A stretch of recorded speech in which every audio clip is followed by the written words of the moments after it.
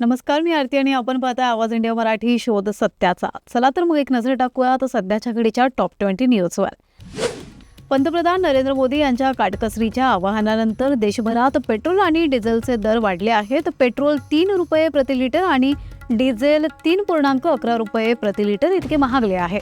गेल्या काही दिवसांपासून आंतरराष्ट्रीय बाजारात कच्च्या तेलाच्या वाढत्या किमतींचा परिणाम लवकरच देशांतर्गत ग्राहकांवर होईल अशी चर्चा सुरू होती. अखेर तेल कंपन्यांनी आजपासून इंधनाच्या किमतींमध्ये सुधारणा केली. शुक्रवारी सकाळी 6 वाजल्यापासून देशभरात पेट्रोल आणि डिझेलच्या दरात वाढ करण्यात आली आहे. राष्ट्रवादी अजित पवार गटामध्ये एकीकडे राष्ट्रीय कार्यकारिणीवरून वाद सुरू आहे, तर दुसरीकडे माजी खासदार आणि सरचिटणीस आनंद परांजपे यांनी राष्ट्रवादीला सोडचिठ्ठी दिली आहे. राष्ट्रवादीत राजीनामा दिल्यानंतर अवघ्या 6 तासांमध्ये त्यांनी शिवसेनेमध्ये प्रवेश केला आहे. शिवसेनेत एका प्रकारे परांजपे यांची घरवापसी झाली आहे. यावेळी त्यांनी उपमुख्यमंत्री सुनेत्रा पवार यांची साथ का सोडली याचं कारणही सांगितलंय. याविषयी बोलताना माझा DNA शिवसेनेचा आहे. शिवसेनेत मला राजकारणाचं बाळकडू मिळालंय. मी मुळात नाराज नाही. पदासाठी मी इथे आलो नाही. मी सर्व जबाबदाऱ्या प्रामाणिकपणे पार पाडल्या. राष्ट्रवादीकडून जिशान सिद्दीकींना उमेदवारी दिली आहे, पण आता शिवसेनेत आलो म्हणून राष्ट्रवादीवर नाराजी व्यक्त करणं माझ्या रक्तात नाही. मला पदाची अपेक्षा नाही.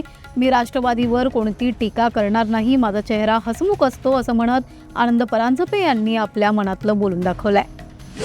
काही दिवसांपूर्वी पंतप्रधान नरेंद्र मोदी यांनी देशातील जनतेला आवाहन केलं होतं, ज्यामध्ये इंधन, पेट्रोल, डिझेल, खाद्यतेल यावर भाष्य करत सोनं खरेदी करू नका, परदेशात सध्या पर्यटनासाठी जाऊ नका असं त्यांनी म्हटलं होतं. यावर आता शरद पवार यांची प्रतिक्रिया समोर आली आहे.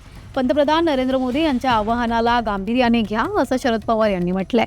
यापूर्वी देखील देश अशा प्रकारच्या आव्हानाला सामोरा गेला होता. जर देशात बिकट परिस्थिती निर्माण होऊ द्यायची नसेल तर मोदी यांनी केलेल्या आवाहनाला गांभीर्याने घ्या असं यावेळी शरद पवार यांनी म्हटलंय. दरम्यान पंतप्रधान नरेंद्र मोदी यांनी केलेल्या आवाहनानंतर महाराष्ट्रातील अनेक नेत्यांनी आपल्या ताफ्यातील वाहनांची संख्या कमी केली आहे. काहींनी तर इलेक्ट्रिक वाहनं वापरण्यास देखील सुरुवात केली आहे. यावर देखील शरद पवार यांनी प्रतिक्रिया दिली आहे. लोकप्रतिनिधींनी यात सातत्य ठेवावं, हा नुसता देखावा ठरू नये असं शरद पवार यांनी म्हटलंय. 30 दिवस किंवा त्यापेक्षा जास्त जर कोणताही नेता तुरुंगात राहिला असेल, मग तो पंतप्रधान, मुख्यमंत्री असो वा मंत्री असो, अशा कोणत्याही व्यक्तीला त्याच्या पदावर राहता येणार नाही असा कायदा आणण्याचा केंद्र सरकारचा प्रयत्न असून लवकरच त्याचा निर्णय घेतला जाणार असल्याची महत्त्वपूर्ण माहिती ज्येष्ठ विधिज्ञ उज्ज्वल निकम यांनी दिली आहे. दूध, CNG आणि अनेक जीवनावश्यक वस्तूंच्या किमती वाढल्याने नागरिकांचे मासिक बजेट कोलमडलं आहे. तर जगाचा पोशिंदा असलेल्या शेतकऱ्याला त्याने पिकवलेल्या मालाला योग्य दर मिळत नसल्याने आर्थिक संकटाचा सामना करावा लागत आहे. पिकवणाऱ्याला योग्य मोबदला मिळत नाही आणि खरेदी करणाऱ्याला वस्तू परवडत नाहीत, अशा गंभीर विरोधाभास सध्या देशात पाहायला मिळत आहे. यामुळे महागाईचा फटका ग्राहक आणि शेतकरी या दोघांनाही बसत असल्याचं चित्र आहे. मुंबईकरांसाठी महत्त्वाची बातमी. आज शुक्रवारपासून मुंबईत 10% पाणी कपात लागू करण्यात येणार आहे. सध्या मुंबईला दररोज सुमारे 5200 दशलक्ष लिटर पाणीपुरवठा केला जातो. मात्र या निर्णयामुळे रोज तब्बल 520 दशलक्ष लिटर पाणी कमी पुरवलं जाणार आहे. धरणांमधील पाणीसाठा केवळ 22% आल्याने हा निर्णय घेण्यात आला आहे. मुंबईतील अंधेरी वेस्ट येथील आंबिवली नाका परिसरात 14 मे रोजी दुपारी बेस्टच्या एका बसने सलग 3 बेस्ट बसांना धडक दिल्याची धक्कादायक घटना घडली. या विचित्र अपघातात एक कंडक्टरचा दुर्दैवी मृत्यू झाला असून परिसरात काही काळ भीतीचे वातावरण निर्माण झालं होतं. अपघातानंतर घटनास्थळी नागरिकांची मोठी गर्दी झाली होती. दरम्यान या प्रकरणाची गंभीर दखल घेत बेस्ट प्रशासनाने चौकशीसाठी विशेष समिती स्थापन केली आहे. अपघात नेमका कशामुळे झाला याचा तपास सध्या सुरू आहे.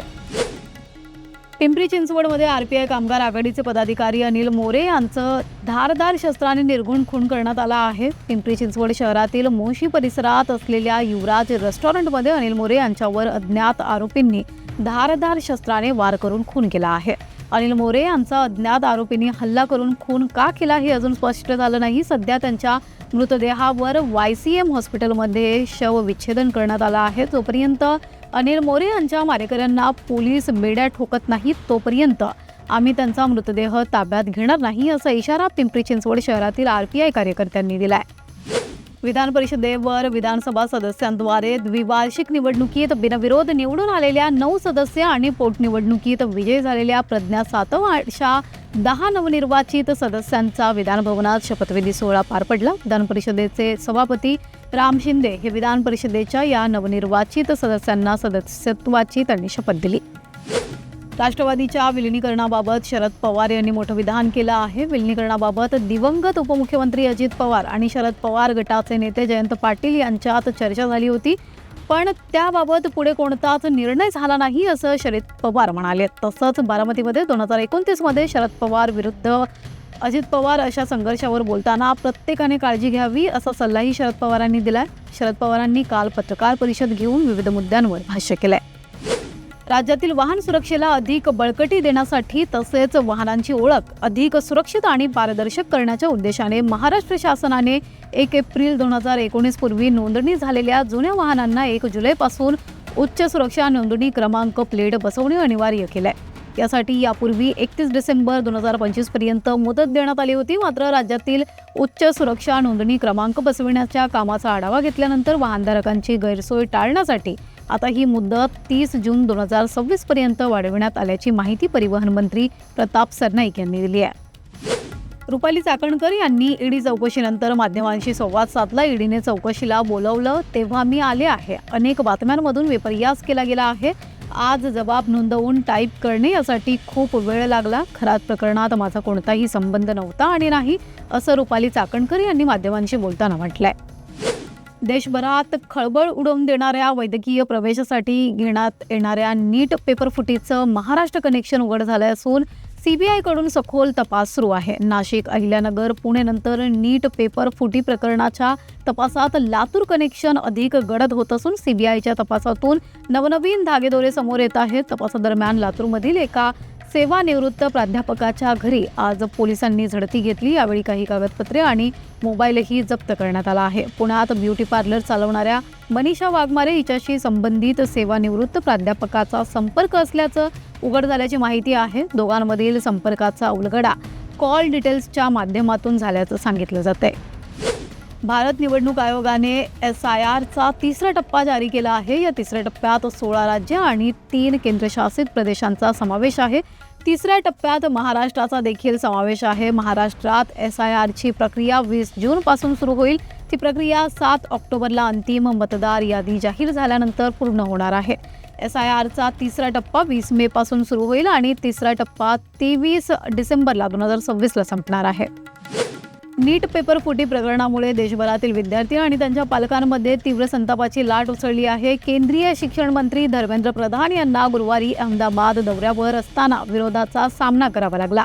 पेपर फुटी प्रकरणानंतर त्यांचा हा दौरा अत्यंत गोपनीय ठेवण्यात आल्याचे वृत्त आहे, परंतु विरोधाची शक्यता वर्तवण्यात आली होती. नॅशनल स्टुडंट्स युनियन ऑफ इंडियाने विरोधाचा इशारा दिला होता, ज्यामुळे प्रशासन सतर्क झाले होते. जेव्हा मंत्र्यांचा ताफा आला तेव्हा काही कार्यकर्त्यांनी तो अडवण्याचा प्रयत्न केला, मात्र पोलिसांनी तात्काळ कारवाई करत आंदोलकांना ताब्यात घेतले आणि परिस्थिती नियंत्रणात आणली. राजधानी दिल्लीत एका खासगी बसमध्ये महिलेसोबत सामूहिक अत्याचार झाल्याचे प्रकरण समोर आले आहे. पोलिसांच्या माहितीनुसार ही घटना 12 मे रोजी घडली होती. महिलेची तक्रार मिळाल्यानंतर पोलिसांनी तातडीने कारवाई करत गुन्हा दाखल केला आणि तपास सुरू केला. या प्रकरणी बसचा ड्रायव्हर आणि कंडक्टर या दोघांना अटक करण्यात आली आहे. गेल्या काही दिवसांपासून सोनं चांदीच्या दरामध्ये सतत चढउतार होत आहेत. जळगावच्या सुवर्णनगरीमध्ये आज सराफा बाजार उघडताच सोनं चांदीच्या दरामध्ये मोठा बदल झाला आहे. सोनं आणि चांदीवरील आयात शुल्क वाढल्यानंतर सोनं चांदीच्या दराने उसळी घेतली होती. आज मात्र थोडा दिलासा असून सोन्याचे दर 1000 रुपयांनी वाढले, तर चांदीच्या दरात मात्र आज कोणताही बदल पाहण्यास मिळाला नाही. गेल्या 3 दिवसांपासून सोन्याच्या किमतीत मोठी वाढ होत होती. आजही सराफा बाजार उघडताच सोन्याच्या किमतीत वाढ नोंदवण्यात आली. आंतरराष्ट्रीय घडामोडींवर सोने चांदीचा भाव ठरत असतो. जागतिक बाजारात रुपयाची किंमत घसरली आहे. त्याशिवाय इंधनाच्या तुटवड्यामुळे सराफा बाजारामध्ये खळबळ उडाली आहे. 13 मे रोजी सोनं चांदीच्या दराने मोठी उसळी घेतली होती. आज 24 कॅरेटचे 1 तोळा सोने 1,60,000 रुपयांवर पोहोचले, तर 1 तोळा सोनं खरेदीसाठी GSTसह 1,64,800 रुपये द्यावे लागणार आहेत. बॉलिवूड आणि टेलिव्हिजन विश्वातील सुप्रसिद्ध अभिनेत्री मौनी रॉय आणि तिचा व्यावसायिक पती सूरज नांबियार यांनी अखेर त्यांच्या वैवाहिक आयुष्यातील मतभेदांविषयी सुरू असलेल्या चर्चांवर मौन सोडलंय. दोघांनीही पोस्ट करत सर्व अफवांवर स्पष्टीकरण दिलं आहे. लग्नाच्या 4 वर्षांनंतर मौनी आणि सूरज दोघेही विभक्त होत असून आपसी सहमतीनं दोघेही घटस्फोट घेणार आहेत. दोघांच्या नात्यात दुरावा निर्माण झाल्याच्या चर्चा साधारणतः 2 दिवसांपासून सुरू होत्या. अखेर आता दोघांनीही त्या चर्चांवर भाष्य करत घटस्फोटाच्या चर्चांना दुजोरा दिला आहे. दोघेही एकमेकांपासून विभक्त होत असल्याच्या चर्चांना अधिकृत दुजोरा देण्यासाठी जोडप्यानं संयुक्त निवेदन जारी केलं आहे. उद्योगपती गौतम अदानी यांच्यावरील अमेरिकेतील कथित लाचखोरी आणि गुंतवणूकदार फसवणूक प्रकरणात मोठं वळण येण्याची शक्यता आहे. अमेरिकन माध्यमांच्या वृत्तानुसार तिथले सरकार गौतम अदानी यांच्यावरील सर्व आरोप मागे घेण्याच्या तयारीत आहेत. हा दावा खरा ठरल्यास तो अदानी समूहासाठी मोठा दिलासा मानला जाईल. महाराष्ट्रातील हवामानात सातत्याने बदल होत आहेत. मे महिन्यात उष्णतेच्या लाटेनं हैराण केलेलं असतानाच हवामान विभागाने नव्या संकटाचा इशारा दिला. राज्यभर वादळी पावसाचं संकट घोघावत असून शुक्रवारी 6 जिल्ह्यांना येलो अलर्ट जारी केला आहे, तर आज पुन्हा 11 जिल्ह्यांना हीट वेव्हचा इशारा दिला गेलाय. त्यामुळे पुढील 24 तास नागरिकांना योग्य ती काळजी घ्यावी लागेल. आज मुंबईसह ठाणे, पालघर आणि रायगड परिसरात उष्णतेची लाट जाणवेल. तापमानाचा पारा 35 पार जाणार असून हवामान विभागाने येलो अलर्ट जारी केला आहे. तर दक्षिण कोकणात वादळी पावसाची शक्यता असून सिंधुदुर्गला पुढील 48 तासांसाठी येलो अलर्ट जारी केला आहे. कोल्हापूर, सांगली, सोलापूर भागात हवामान विभागाने येलो अलर्ट जारी केला आहे. नाशिकसह जळगाव, धुळे आणि नंदुरबारसाठी कोणताही महत्त्वाचा अलर्ट नाही. मात्र वाढलेल्या तापमानामुळे काळजी घ्यावी लागेल. मराठवाड्यात उष्णतेचा कहर सुरूच आहे. आज छत्रपती संभाजीनगरसह जालना, परभणी, हिंगोली परिसरात उष्णतेची लाट राहील. तर नांदेड, लातूर आणि धाराशिव जिल्ह्यात वादळी पावसाचा येलो अलर्ट असेल. नागरिकांनी काळजी घेण्याचं आवाहन हवामान विभागाकडून करण्यात आलं आहे. सध्या या बातमीपत्रात एवढंच. पुढील घडामोडींसाठी बघत रहा आवाज इंडिया मराठी, शोध सत्याचा.